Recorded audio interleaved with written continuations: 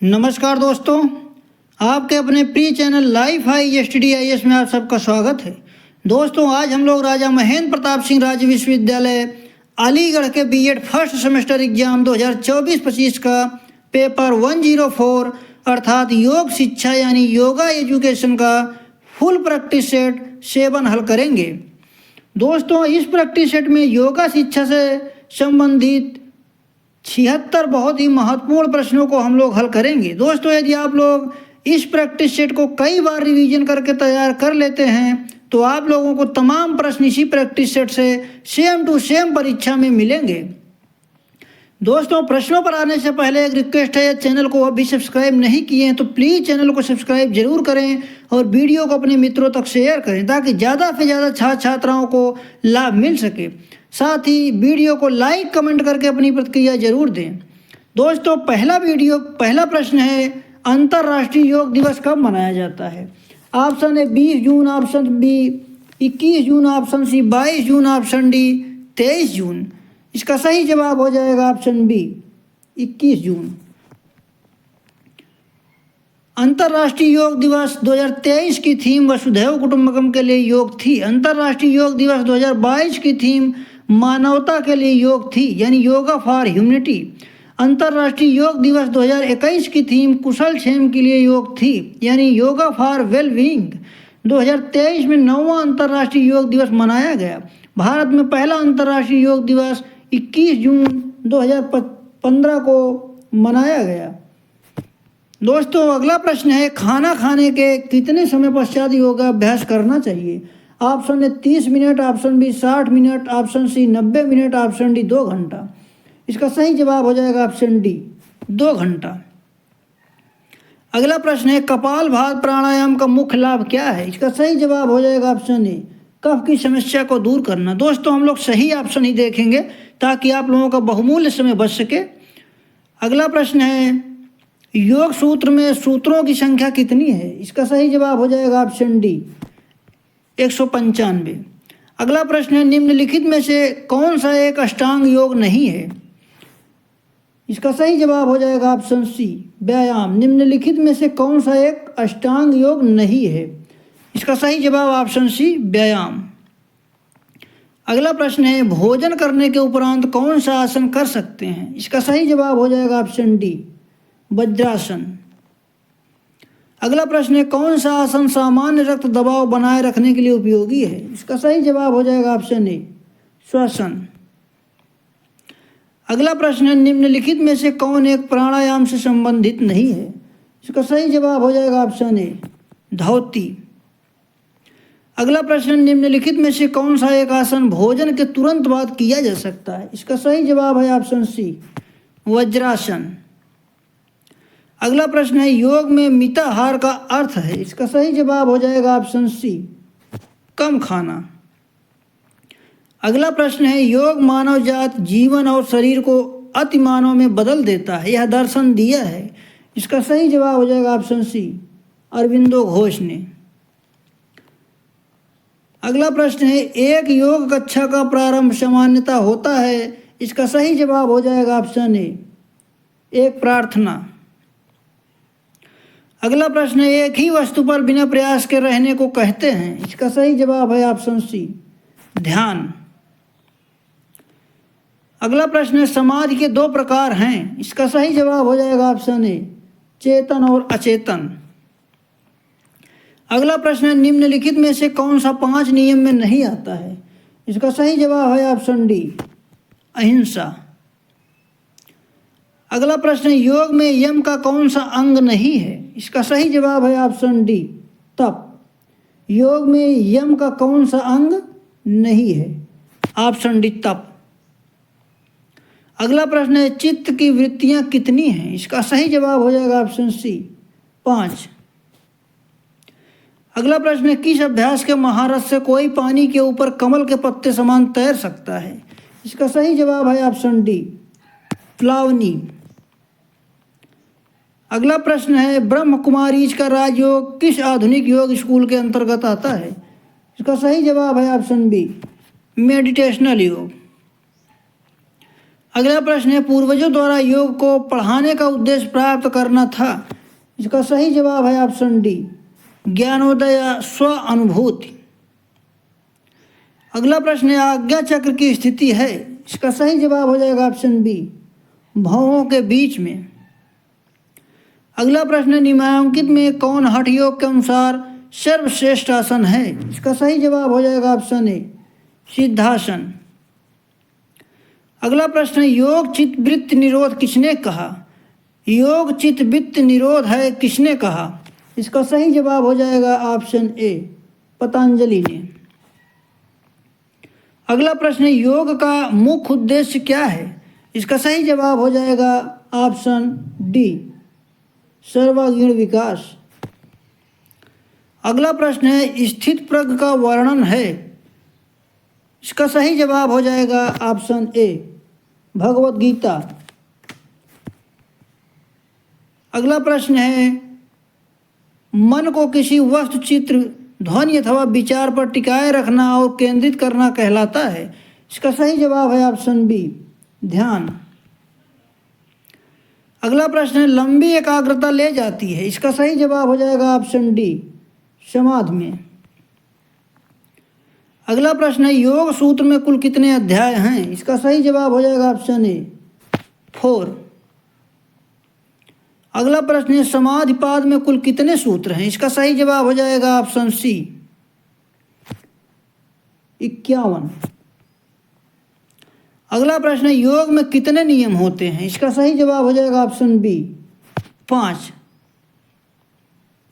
अगला प्रश्न है नजला रोग के उपचार हेतु कौन सी योग क्रिया प्रभावी है।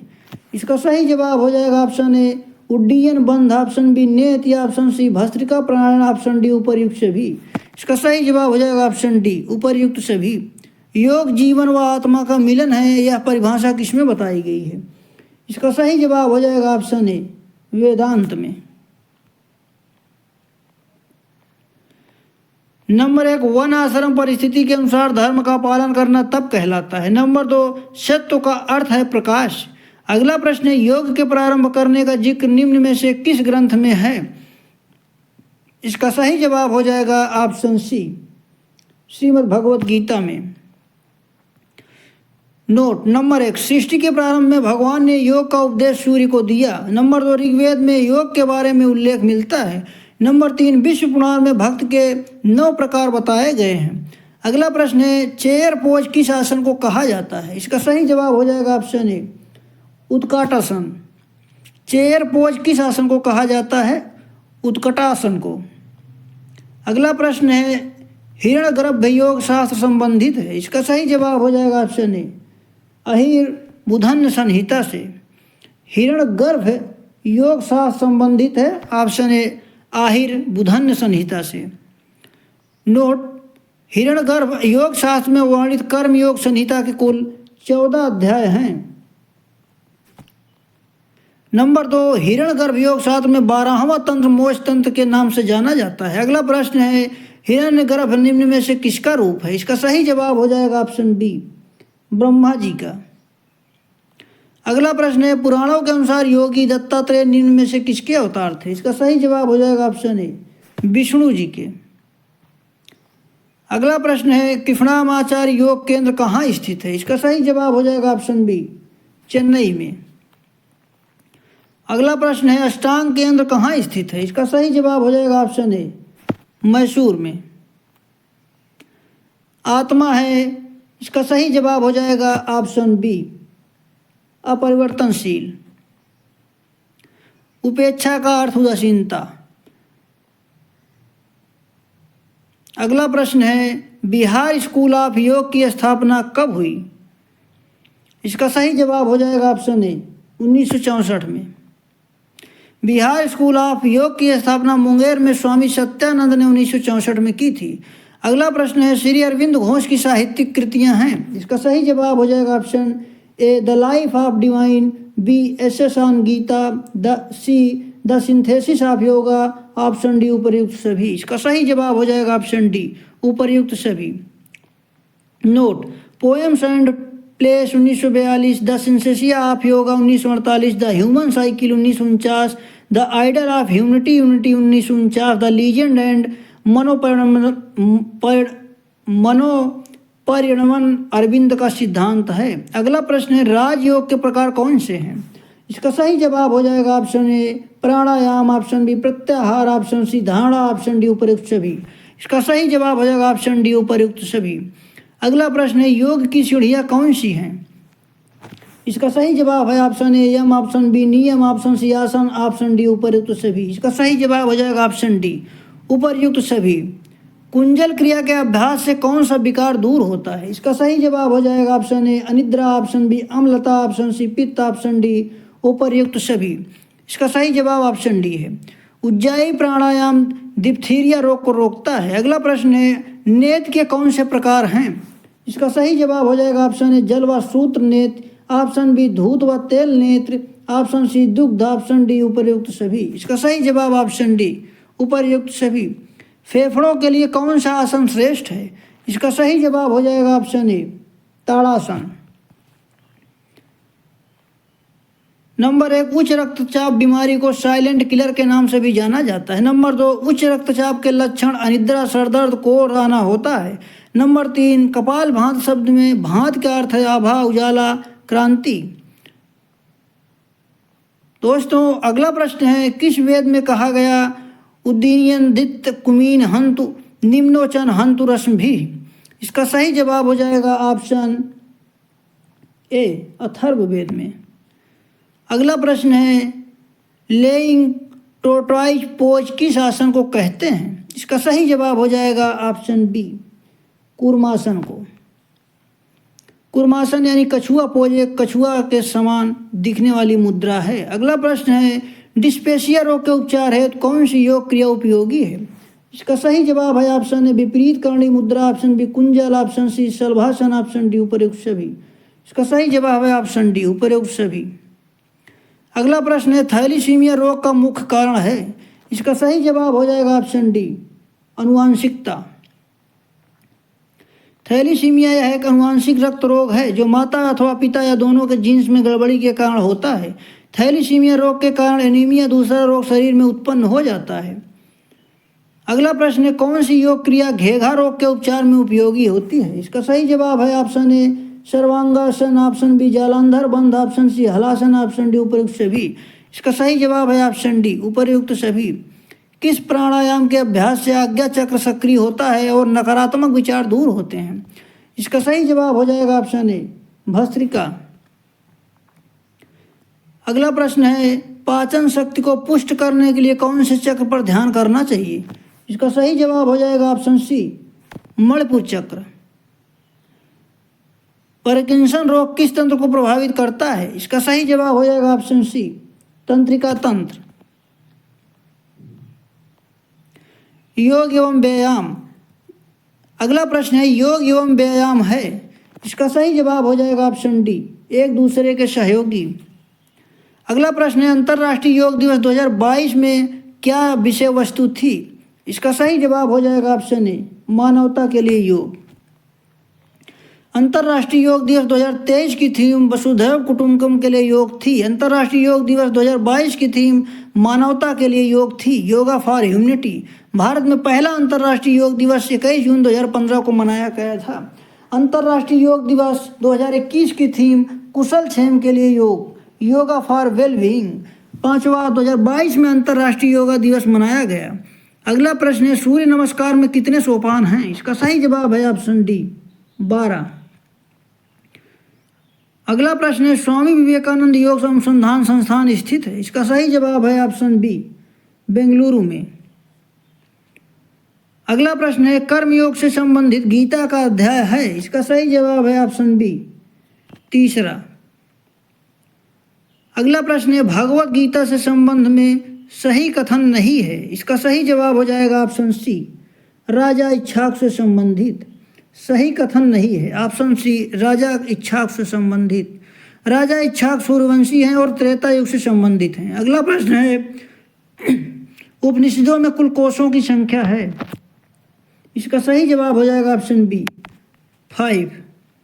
अगला प्रश्न है मुक्तिकोपनिषद में उपनिषदों की संख्या है? इसका सही जवाब हो जाएगा ऑप्शन सी 108।